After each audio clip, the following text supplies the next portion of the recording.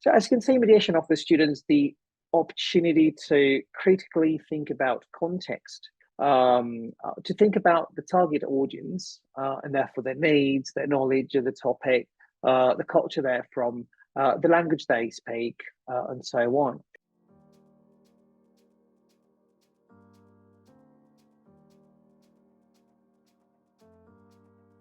Hi, I'm Hedvig from Gallery Teachers. Welcome to our channel. If you are an English teacher or considering becoming one, make sure that you subscribe to our channel and hit the notification bell for our weekly TEFL teaching tips. We already teach our students how to summarize and paraphrase information, or more in general, how to use language to give and explain information. And actually, course books already offer these types of activities.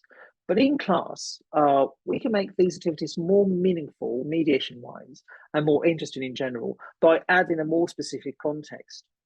For example, if students have a text about, say, volcanic eruptions, and we ask them to explain it to someone, the strategies they'll use will be different depending on the person they have to explain it to.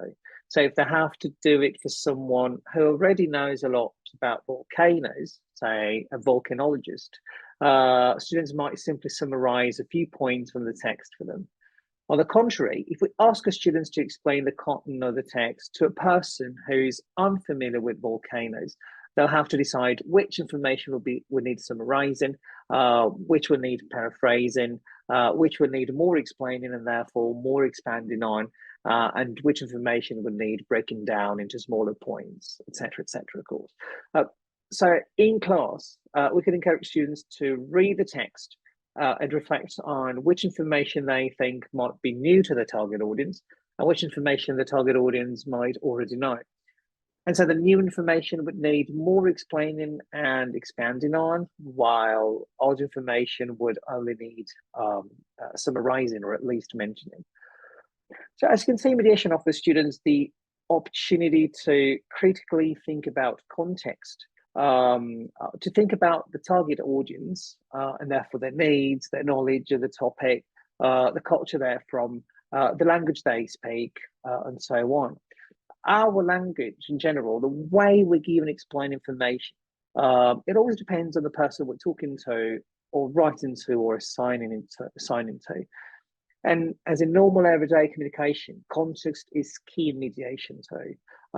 Students need a specific context to understand which communication strategies they should use to best relay a given message.